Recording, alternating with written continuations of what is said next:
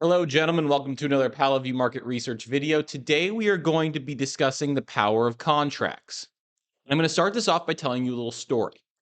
I had a professor in college. She was a political science professor, and she made this very compelling case that the greatest invention of the 20th century wasn't the birth control pill, it wasn't the nuclear bomb, it wasn't any of these things. It was actually the invention of the contract. More specifically, a contract between two peers, between two businesses, between two entities, right?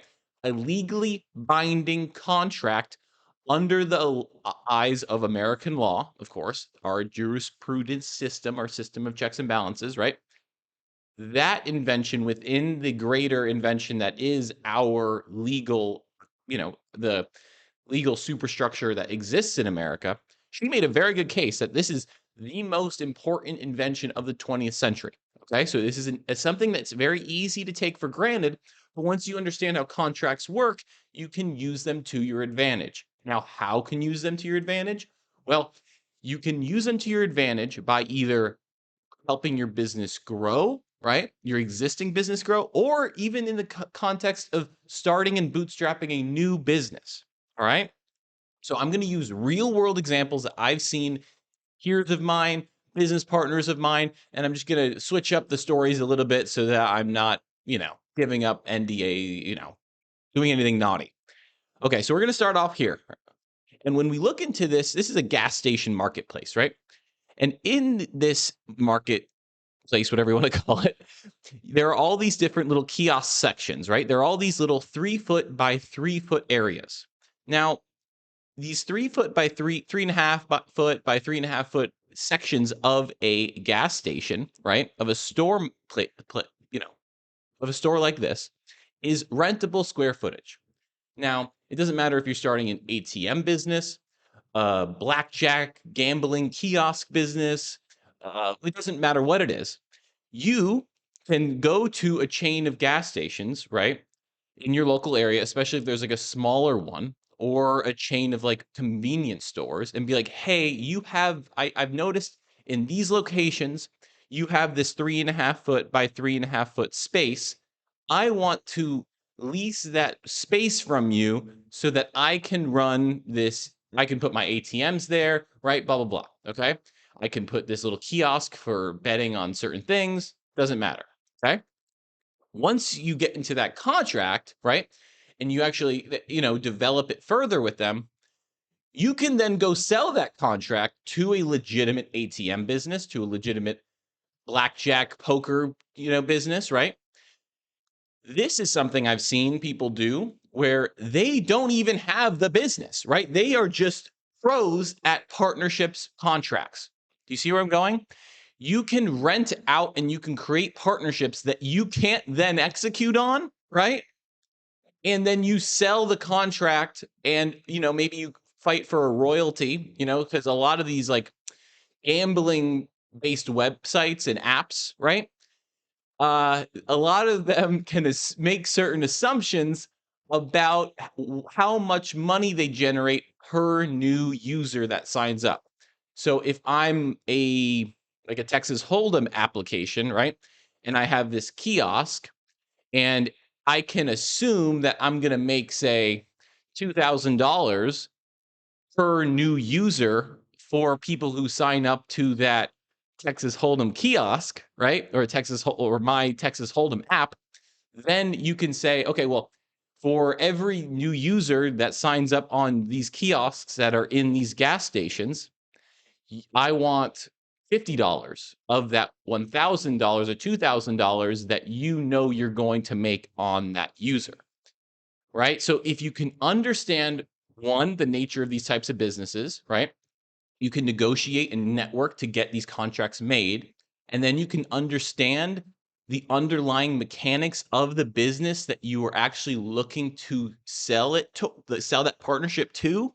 Then you can fight for interesting things like a royalty instead of just having like a broker like deal. A broker like deal would be, okay, here's this contract, give me 2% of whatever the value of this is, give me a number for what you'd buy this contract out for it is, right? where in reality, you want a little bit of cash up front and you want some kind of cash flow that generates so that you're getting something on a monthly or quarterly basis, right?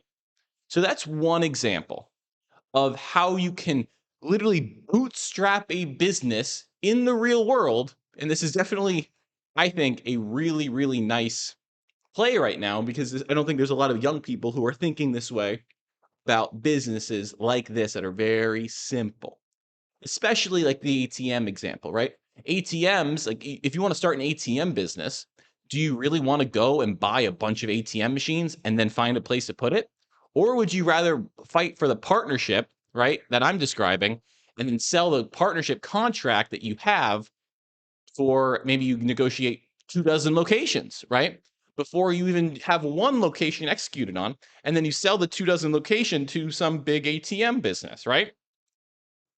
So this is a very simple example of this. You can apply the same thinking to much, much bigger things. That's, and we kind of touched on that in a little bit of like the kind of mergers and acquisitions video. All right. Next one.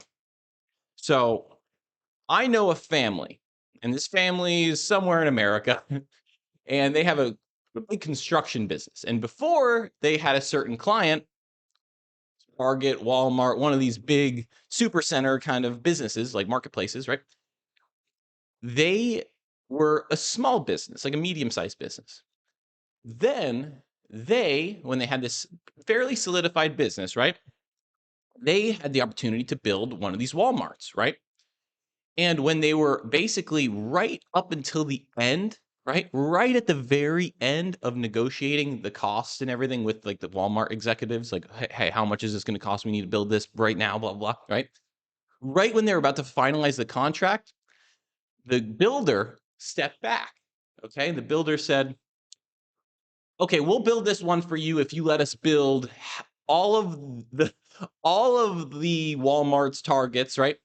Within this radius of this location, right? So we will build this one for you if we get the contract to essentially build the next 20, 25, 40, 50 Walmarts in this area of the country, right?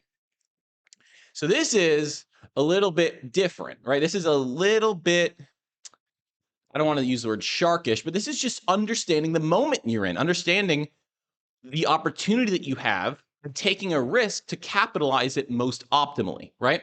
So if you are in this interesting situation where you are able to produce and provide a unique skill set through a big corporate entity like a Walmart, a Target, right? Then you're able to really make a lot of cash.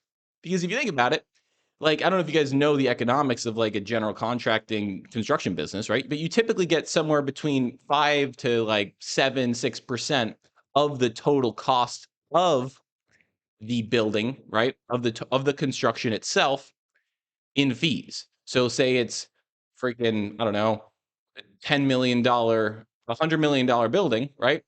You're going to get $6-7 million in profit, right? Just from the fees alone. Okay. And that doesn't include like where you can just, obviously these guys pack in dollars along the way and in every little line item. Okay. Generally speaking, but they also have to because they have to pay their subs. So it's a tricky business. But that man who was in charge of that construction company who took that risk with Walmart because they knew Walmart's was like the odds of Walmart going and starting this whole process again was a lot lower. This is like game theory, right? And that's actually going to be the next video for today is a game theory video talking about how to make these decisions and how to understand the probabilistic environment you're in, especially when you're negotiating partnerships, when you're competing with different competitors in a zero-sum environment, right? So I hope that was clear. Thank you for listening. And that is the power of contracts. If you have any questions about this and how I can expand on it further, please let me know. Because this one we can do multiple versions of and continue to provide a lot of examples, okay, on how to use contracts to your advantage and how to just, not trick anyone or anything, but you want to have as many tools in your tool belt as possible. And that's what I'm helping you with. That's what I'm doing. Can you tell?